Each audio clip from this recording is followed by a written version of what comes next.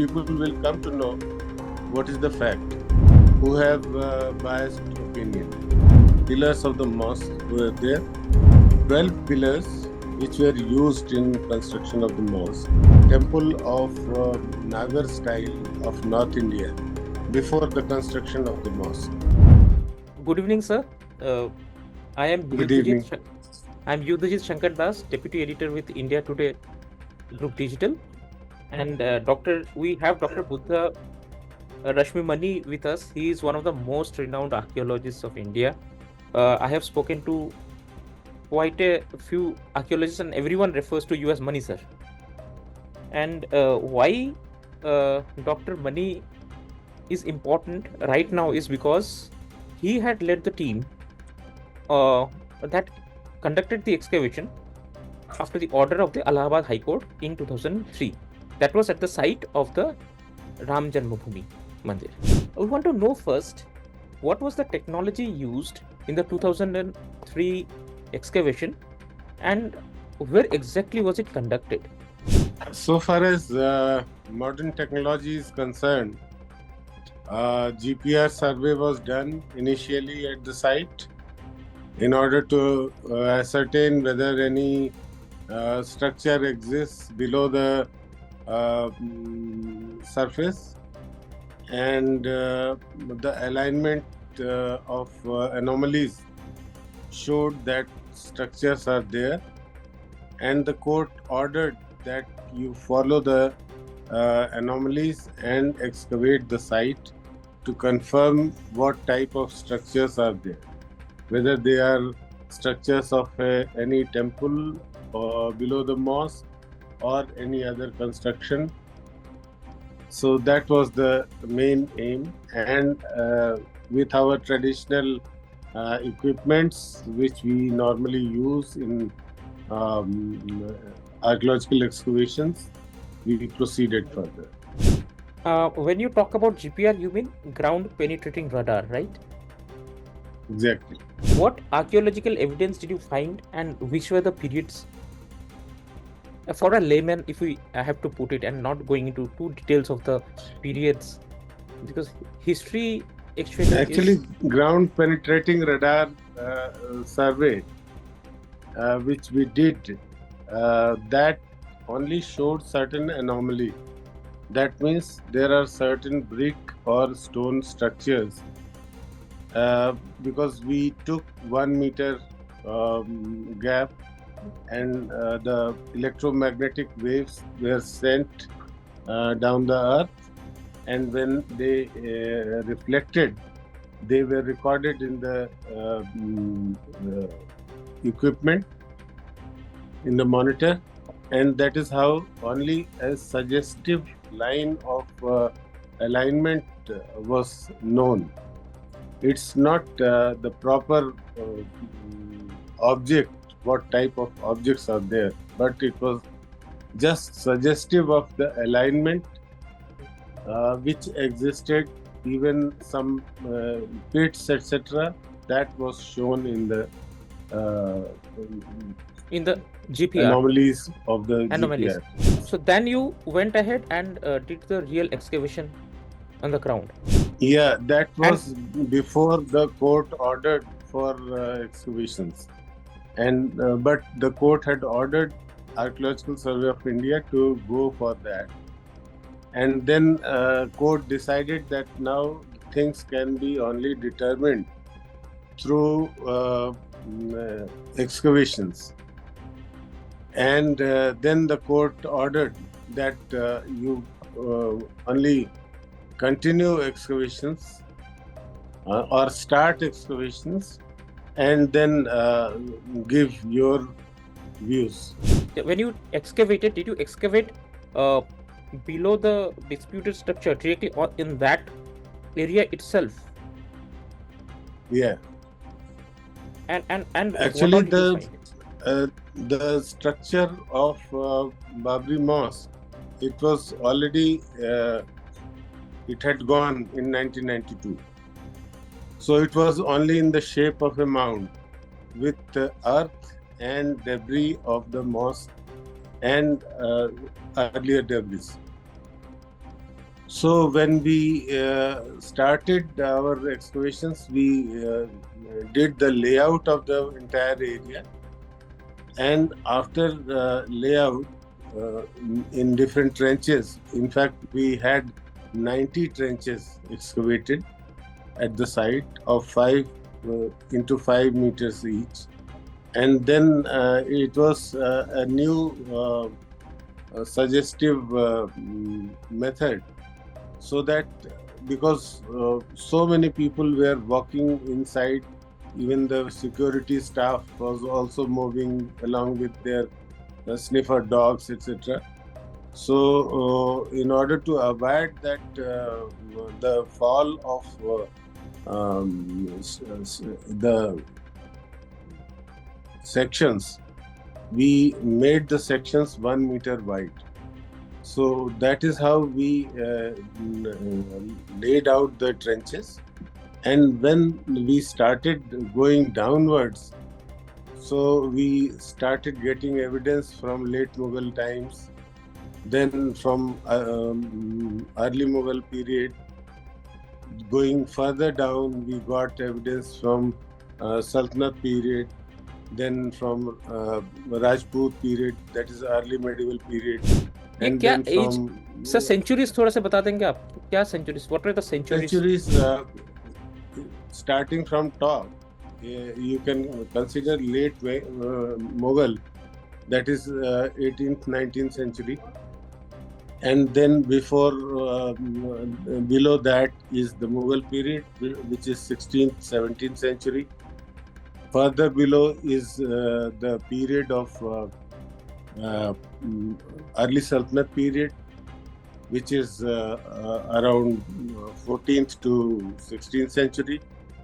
Then further down, Rajput period or early medieval period from say 11th century, 12th century, 13th century.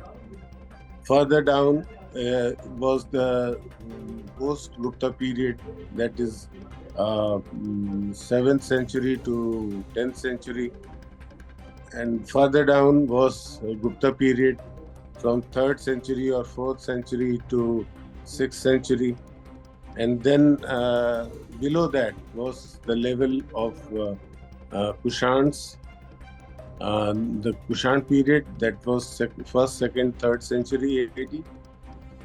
And further below was Shunga period, 1st, 2nd century BC to 1st century AD.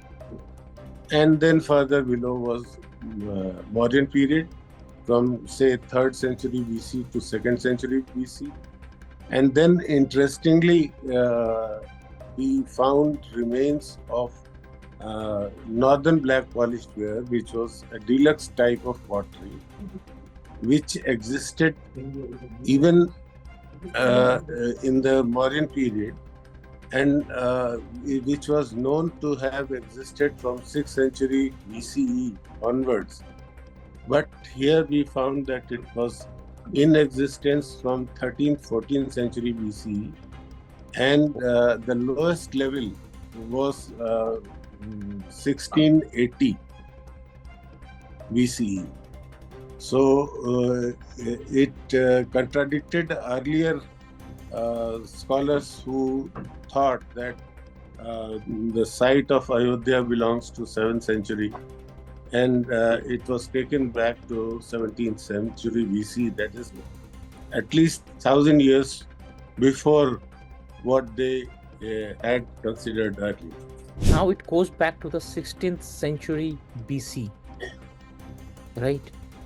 Yes. And this site has been continuously in use. Is there telling evidence that it was a religious site, or was it a residential site? And has there been okay, and then also do explain when it comes to the 11th century, and then you are talking about the Sultanate period. What is the last evidence that we found of a temple, and then from where does the mosque time begin there? Actually, the site, although it starts from 16th, 17th century BCE, down onwards, but it was not a religious site at that time, because we have evidences of so many drains, drainages, then ring wells and hearths, which are evidence of a habitational site. Until we come to the Gupta period, that is about 4th century AD. So from 4th century AD, we start getting very huge structures, which are suggestive of either a big palace or a big religious structure. So there is no evidence of any palace there, but there are evidences of sculptures, terracottas, lamps, which are and architectural members which are normally used in the religious structures, Hindu, Buddhist, Jain religious structures.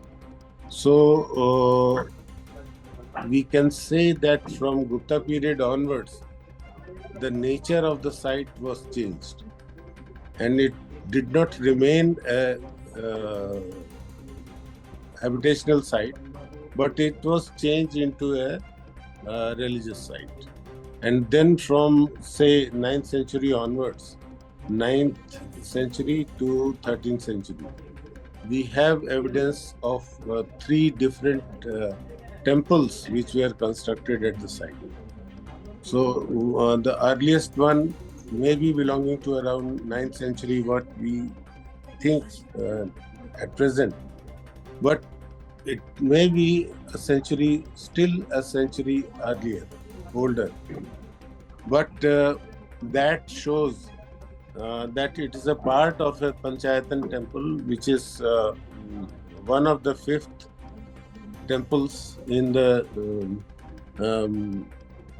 temple complex of a Panchayatan, which was a circular temple.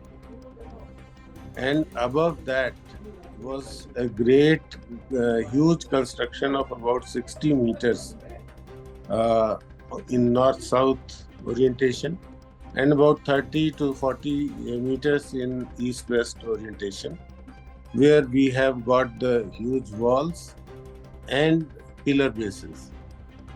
So suggestive of a huge mandap or Mahamandap, that cannot be of any palatial structure, that can be only associated with some temple of a Nagar style.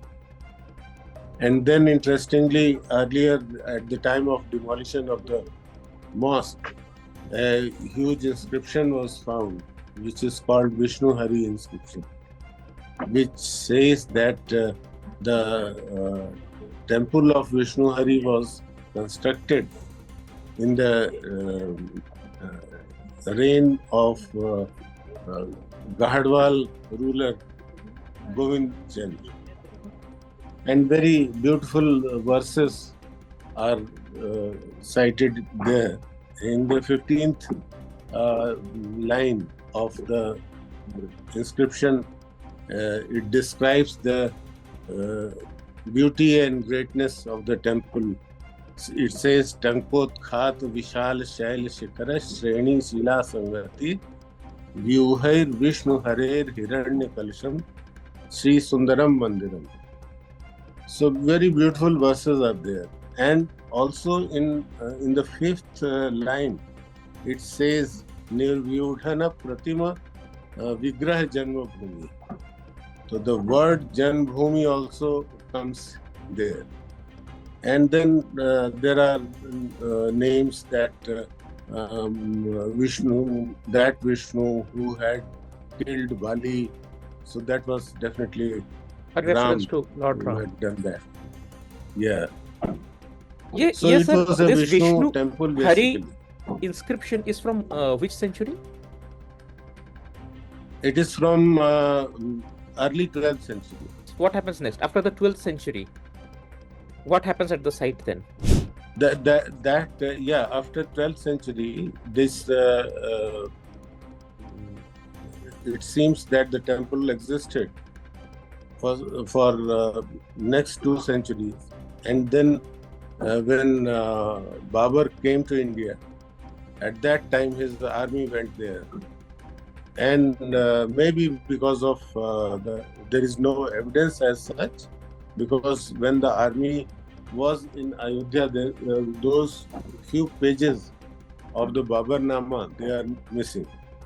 So that that might have contained the details of how, whether the temple was demolished by the orders of Babur, or his Sipah Salar Mir Baqi himself demolished that. It is not. But his diary has pages which show him quite close to Ayodhya. That is there. Yes. Yeah. How?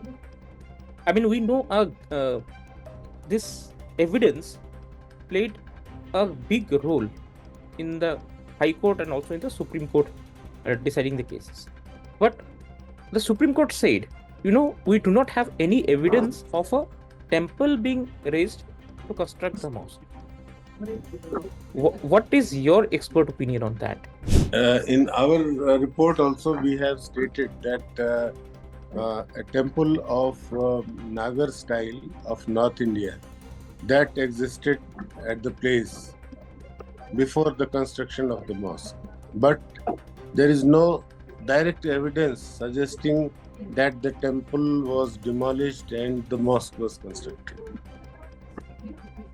What would you see as this is quite certain. This is yeah. So we did not interpret it, but if you interpret it, then it is very certain that the temple was demolished and mosque was constructed. Why wasn't it interpreted? We were supposed to write only what we have found.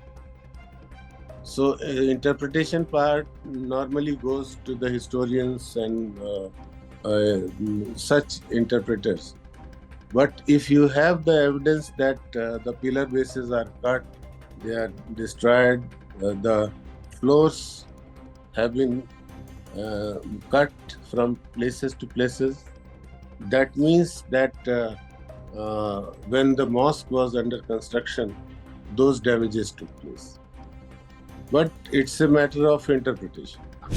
Pillars of the older temple that existed, or material from the temple, were they used for the construction of the mosque? There were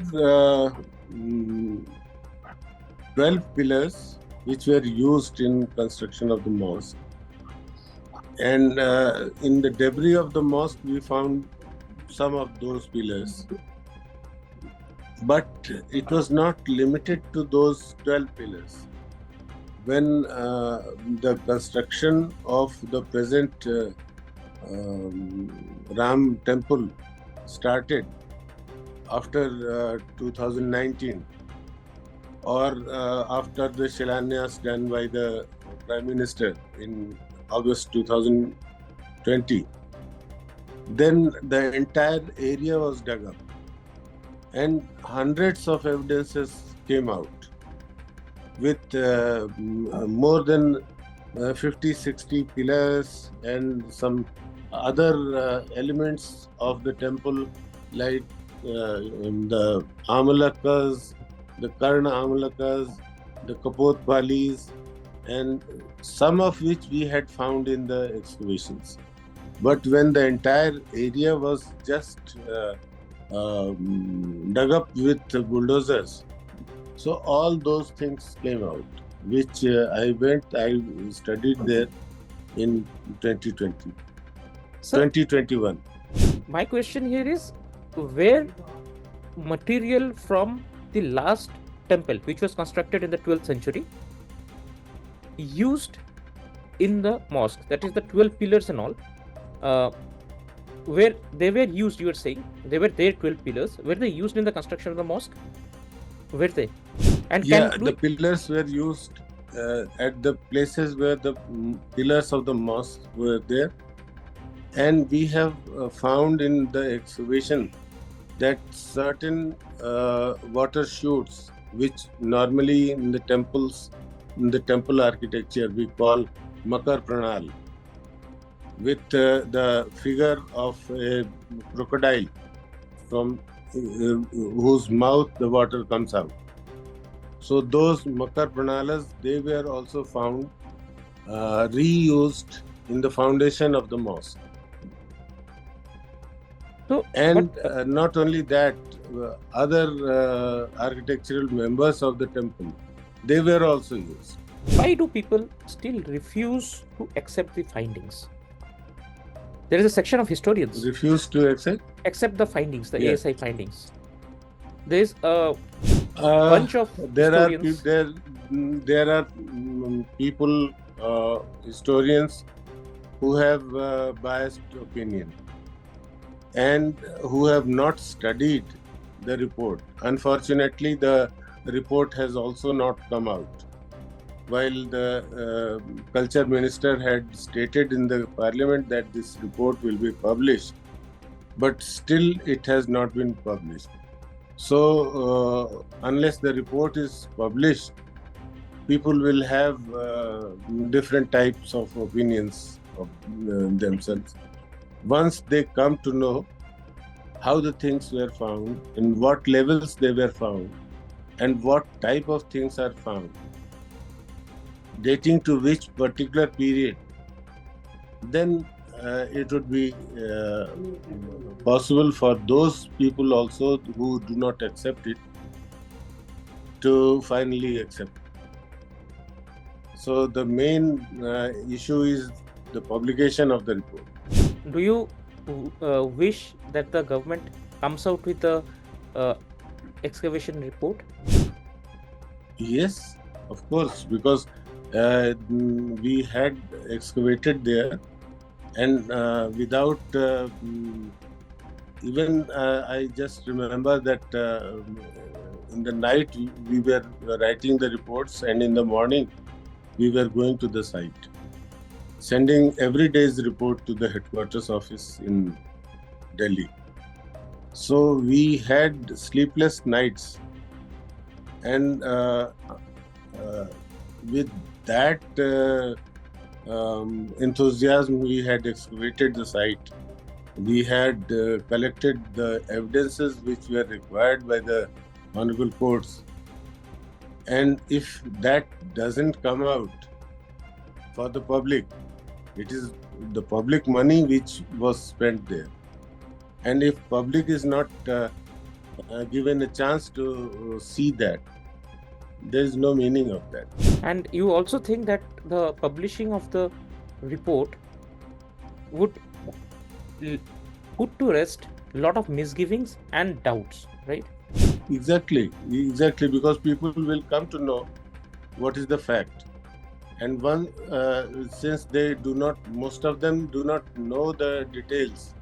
Of course, I have published now 16 years I kept mum. I did not speak anything because I had given to the court an affidavit that we are not going to speak about it.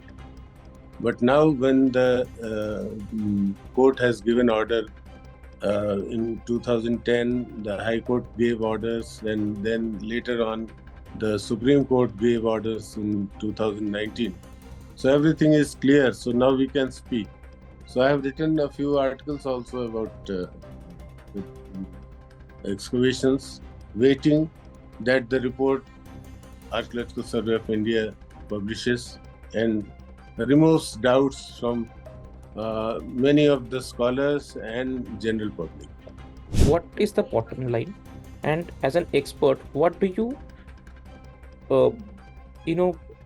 what is the takeaway from the entire findings? What can you say for sure on the Ram Janmabhoomi side?